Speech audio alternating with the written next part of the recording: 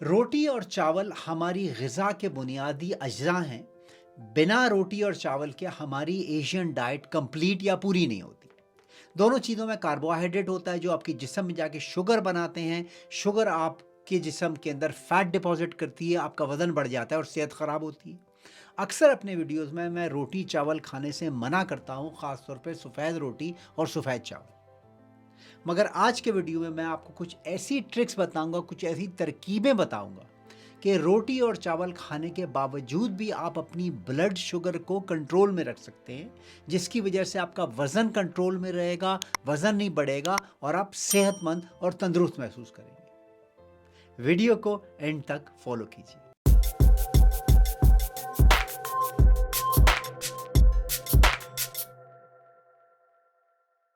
हमारी डाइट के 3 essential components proteins, fats और कार्बोहाइड्रेट्स हैं।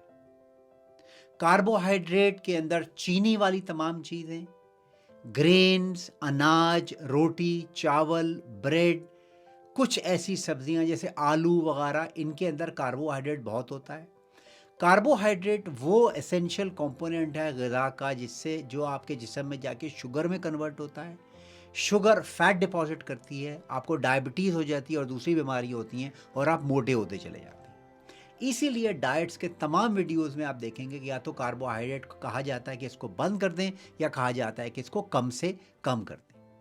लेकिन हमारे माशरे में रोटी चावल एक ग़िज़ा का इंतहाई अहम कंपोनेंट है और बग़ैर रोटी चावल के ग़िज़ा पूरी नहीं होती और अक्सर लोग अफोर्ड भी नहीं कर पाते क्योंकि ये दोनों चीज़ें अफोर्डेबल हैं। इसलिए मुझे अक्सर अपने वीडियोस में ये ऑब्जेक्शन आती है कि डॉक्टर साहब, आप हमें रोटी चावल खाने से मना कर रहे हैं, तो अगर हम ये ना खाएंगे तो हम कुछ और अफोर्ड ही नहीं कर सकते।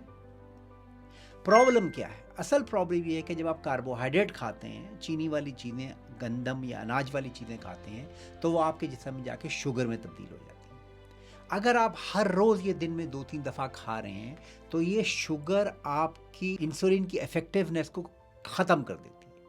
इंसुलिन वो चीज़ है जो इस शुगर को खून से लेके आपके सेल्स में डालती है। लेकिन आप शुगर और गंदम और रोटी चावल खा खा के अपनी इंसुलिन को थका देते हैं। ये शुगर आपके ब्लड में जो है एक्यूमुलेट होती रहती है। बॉडी ऑटोमेटिकली वेट और फैट को डिपॉजिट करना शुरू कर देती है। इसकी वजह से आपको डायबिटीज़ हो जाती है और दूसरी बीमारियां हो जाती हैं, मसलन हार्ट की बीमारी, आँखों की बीमारी, किडनी की बीमारी। और सिर्फ ये नहीं, हाई ब्लड शुगर और हाई ब्लड शुगर स्पाइक्स जो हैं, जो सारा दिन होते रहते हैं रोटी चावल और मीठी चीज़ें खाने के नतीजे में, उससे आपको ब्रेन फॉग हो जाती है, आप सोच नहीं सकते, एंग्जाइटी और डिप्रेशन हो जाती है। उसकी वजह से आप हर वक्त थके हुए रहते हैं, नींद आती रहती है, भूख लगती रहती है, शुगर क्रेविंग होती रहती है, सर में दर्द रहता है, मूड स्विंग्स होते हैं और आप जनरली बेहतर फील ही नहीं करते। ये तमाम शुगर स्पाइक्स की वजह से है जो कार्बोहाइड्रेट से होता है। तो आइए देखें वो क्या तरीके हैं कि अगर हम कार्बोहाइड्रेट खा भी रहे हैं, अगर हमें रोटी चावल खाना भी है, तो हम इससे जो होने वाली शुगर स्पाइक है, जो ग्लूकोज स्पाइक है, उसको कैसे कंट्रोल करें। अगर मेरा आज का वीडियो आपको अब तक पसंद आ रहा है तो अपनी फैमिली और फ्रेंड्स से इसको शेयर कीजिए, मेरे चैनल को लाइक और सब्सक्राइब कीजिए। और अगर आप 1-to-1 कंसल्टेशन चाहते हैं मेरे साथ health related matters, weight loss, diet and nutrition, general motivation के लिए, तो मेरे चैनल पे इसका लिंक है। उस लिंक को फॉलो करके आप एक वर्चुअल अपॉइंटमेंट मेरे साथ बुक कर सकते हैं। रोटी, चावल, आलू, पास्ता, ये जो कार्बोहाइड्रेट हैं, इनके अंदर स्टार्च होती है जो कि ग्लूकोज मॉलिक्यूल से बनी होती है। स्टार्च दो तरह की होती है, रेजिस्टेंट स्टार्च और रेगुलर स्टार्च। रेजिस्टेंट स्टार्च वो होती है जो आपके जिस्म के अंदर जाके शुगर में तब्दील नहीं होती, बल्कि फाइबर की तरह एक्ट करती है। अगर हम कोई ऐसा तरीका इस्तेमाल कर लें कि हमारी रोटी चावल में जो स्टार्च है उसको हम रेजिस्टेंट स्टार्च में तब्दील कर दें, तो हमारे जिस्म में जाके वो शुगर में तब्दील नहीं होगी और ब्लड स्पाइक नहीं होगी। ब्लड स्पाइक नहीं होगी तो इंसुलिन रिलीज़ नहीं होगी, इंसुलिन रिलीज़ नहीं होगी तो हम मोटे नहीं होंगे। वो तरीका बताने से पहले ये भी समझ लीजिए कि कुछ ऐसे नेचुरल कार्बोहाइड्रेट भी होते हैं जिनके अंदर रेजिस्टेंट स्टार्च होता है, आपको उनको कुछ करने की ज़रूरत नहीं होती। मिसाल के तौर पे शकरकंदी, स्वीट पोटैटोज़, इनके अंदर रेजिस्टेंट स्टार्च होता है। अगर ये आप खाएंगे शकरकंदी, तो इससे आपकी ब्लड शुगर इतनी नहीं बढ़ेगी जितनी रोटी चावल और आलू से बढ़ती है। इसके अलावा कच्चे केले, ग्रीन बनाना जिन्हें कहते हैं, इनके अंदर भी रेजिस्टेंट स्टार्च होता है, इसको आप खा सकते हैं, इससे ब्लड शुगर नहीं बढ़ेगी। बीन्स और पीज, इन दोनों के अंदर भी रेजिस्टेंट स्टार्च होती है। तो अब आइए रोटी चावल की तरफ। रोटी चावल के अंदर रेगुलर स्टार्च होती है, आप इसको खाते हैं, जिसम में जाके शुगर में तब्दील हो जाती है। तो क्या तरीका है हम ये इस्तेमाल करें कि इससे हमारी शुगर ना बढ़े? अगर आप चावल पकाते हैं तो चावल को पका के जब वो ठंडे हो जाएं तो उनको फ्रिज में फ्रीज कर दीजिए। अगर आप ओवरनाइट अपने चावलों को फ्रिज में फ्रीज करके रखते हैं तो उनकी रेगुलर स्टार्च रेजिस्टेंट स्टार्च में तब्दील हो जाएगी अप टू अबाउट 40%। सारी तब्दील नहीं होगी, लेकिन इससे आपकी ब्लड शुगर जो है वो 40% तक रिड्यूस हो सकती है। ये ठंडे चावल जब आप सुबह निकालें या अगले दिन शाम को निकालें, इनको गर्म करके खाएंगे तो इनके अंदर स्टार्च रेजिस्टेंट स्टार्च बन चुकी होगी। इसी तरह जब आप रोटी पकाते हैं तो आटे को गूंद कर फ्रिज में रख दीजिए ओवरनाइट, आटा ठंडा होता रहेगा। सुबह उसको निकालिए, उसको डीफ्रॉस्ट करिए और उससे रोटियां बनाइए। उस आटे से जो रोटियां बनेंगी उसके अंदर स्टार्च रेजिस्टेंट हो चुका है और उससे आपकी ब्लड शुगर स्पाइक नहीं होगी, इंसुलिन रिलीज नहीं होगी और आपकी सेहत को नुकसान नहीं होगा। ये सिंपल तरीके हैं जिनमें आपको थोड़ी सी प्लानिंग तो करनी पड़ेगी। आटा गूंद के एक दिन पहले रख दिया, चावल पका के एक दिन पहले रख दिए, लेकिन इससे आपकी सेहत को बेइंतहा फ़ायदा होगा। इसके ऊपर आप एक चीज़ और कर सकते हैं, वो ये है कि आप ये जो आटा इस्तेमाल कर रहे हैं वो मल्टीग्रेन आटा इस्तेमाल कर लीजिए। गंदम का जो है चक्की का पिसा हुआ वो इस्तेमाल कीजिए, सफ़ेद आटा ना इस्तेमाल कीजिए। इसके अलावा चावल भी आप ब्राउन राइस इस्तेमाल कर सकते हैं। लेकिन अगर आप ये नहीं करना चाहते, सफ़ेद आटा सफ़ेद रोटी खाना चाहते हैं, तो फ्रिज में फ्रीज करने से आपको बेइंतहा फ़ायदा होगा। ब्लड शुगर स्पाइक को कंट्रोल करने की दूसरी ट्रिक है कुछ ऐसे ड्रिंक्स जो आपको हर खाने से आधे घंटे पहले पीने। अगर आप इन ड्रिंक्स को पीने की आदत डाल लें हर खाने से आधे घंटे पहले, तो आपकी ब्लड शुगर स्पाइक को ये नम कर देते हैं, आपकी ब्लड शुगर को ये बढ़ने नहीं देते। पहला ड्रिंक कौन सा है? लेमन और वाटर, यानी कि 2 चमचे लेमन जूस के आप पानी के ग्लास में डालें और इसको आप पिए आधे घंटे खाने से पहले। लेमन के अंदर एंटीऑक्सीडेंट भी होते हैं, इसका एसिड आपकी ब्लड शुगर को बढ़ने नहीं देता।